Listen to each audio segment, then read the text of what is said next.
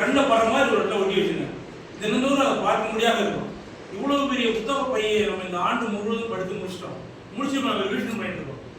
கிட்டத்தட்ட அந்த புத்தகத்தினுடைய எல்லா பக்கங்களையும் எடுத்து பார்த்தா 1000 பக்கத்துக்கு மேல இருக்கும். ஆனா உங்களுக்கு கேள்வியாக கேட்கப்பட்டு நீங்க பதிலாக எழுதக்கூடியது மொத்தமே உங்களுக்கு நீங்க படிச்சு மனப்பாடம் பண்ண வேண்டியது 180 பக்கங்கள் தான்.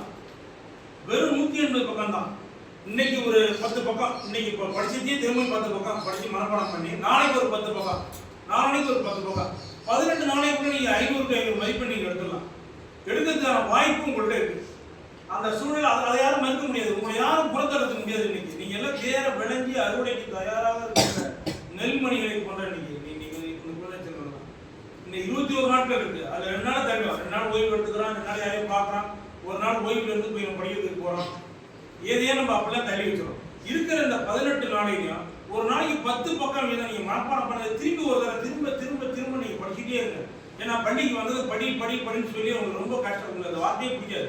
வீட்டில் போனால் அம்மா பண்ணிட்டு இருந்து படியா அங்கே போகிறேன் அங்கே போகிறேன் ஏதாவது சொல்லிட்டே இருப்பாங்க. இது நமக்கு பிடிக்காத வார்த்தையாக இருக்கலாம். ஆனால் எதிர்காலத்தில் இதுதான் பிடிச்ச வார்த்தை. அதை நீங்களாம் உள்ளூரை புரிஞ்சுட்டே சொல்லலாம்.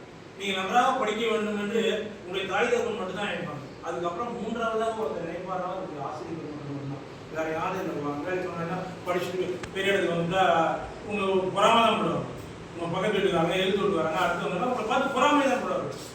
என்னிடம் பயின்ற மாணவன், என் பள்ளியிலே படித்த மாணவன் உயர்ந்த நிலைக்கு இருக்கிறாங்க. ஆசிரியர் தான் சந்தோஷப்படுவார். என்னைக்கு அம்மா அப்பாவை விட ஒரு காலத்தில் ஆசிரியர் பெருமக்கள் அதிகம் சந்தோஷப்படுவாங்க. என்ன காரணம்? என்னிடத்திலே பயின்றான், என்னுடைய பள்ளியிலே பயின்றான், நான் அவனுக்கு தமிழ் எடுத்தேன், ஆங்கிலம் எடுத்தேன், அவனுடைய கணிதம் போதித்தேன். ஏதேனும் ஒரு தொழில்முறை ஆசிரியர்கள் நீங்கள் மகிழ்விப்பதற்கு ஒரு அருமையான வாய்ப்பு இருக்கு.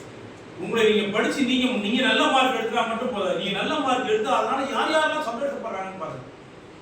எல்லோருமே இந்த கல்வியை பத்தி நண்பர்கிட்ட பேசிட்டு கூட சொல்றாரு, இந்த 480க்கு மேல் சராசரியாக எல்லா பிள்ளைகளுமே எடுப்பார்கள் சொன்னாரு. அப்படி எடுத்தா எல்லோருமே பரிசு தான் நான் காத்து இருக்கு. அதுக்காக நீங்க பார்க்கலாம். இன்றைக்குள்ள சூழ்நிலைக்கு இப்ப நீங்க படிச்சிருக்கிற படிப்புக்கு இப்படியே இதே வேகம் கொஞ்சம் தூய்மை இல்லாமல் இந்த 15 நாள் 20 நாள் நீங்க கடந்து போனீங்கன்னாக்கா எல்லோருமே 480க்கு மேல் 490, 95, 97 school first, district first, state first எல்லாம் நம்ம தான். நம்ம ஏதோ ஒரு ஊர்ல வந்துட்டு நம்ம பெருமையா நினைக்கலாம். அது நம்ம ஊர்ல வந்து நமக்கு எவ்வளவு பெருமை, நம்மளுடைய தலைமை ஆசிரியர் எவ்வளவு பெருமை, நம்மளுடைய உதவி ஆசிரியர்லாம் எவ்வளவு பெருமை. அது நம்ம பள்ளிக்கு நம்ம சார்ந்து இருக்கிற எல்லோருக்குமே பெருமை. இந்த வாழக்கல்ல ஒரு பொண்ணு கலெக்டருக்கு பாஸ் பண்ணதும் நாங்கள் எத்தனை அமைப்புகளை போய் பார்த்தாங்க. கிட்டத்தட்ட 160 அமைப்புகளை அவங்க வந்து பார்த்தாங்க வீட்டில். எவ்வளவு பெருமை. இத்தனையும் ஒரு சாதாரண சின்ன எளிய குடும்பத்தை சார்ந்த ஒரு பெண். ஆகவே நீங்கள் இருக்கின்ற அனைத்து குழந்தைகளும் அனைத்து விதைமணிகளையும் நடத்துவோம். எதற்கு உணவுக்கான மணி விதைமணிகள். நீங்கள் அத்தனை பேரும் நல்ல முறையில் தேர்வு பெற்று உயர்ந்த நோக்கத்தோடு உயர்ந்த லட்சியத்தோடு மேற்படிப்பு நீங்கள் தயாராக வேண்டும். உங்களை வழிகாட்டு ஆசிரியர் பெருமக்களுக்காக உங்களுடன் வாழ்த்தி நாங்கள் பெரும் மகிழ்வோடு வாழ்த்தி விடைபெறுகிறேன். நன்றி, வணக்கம்.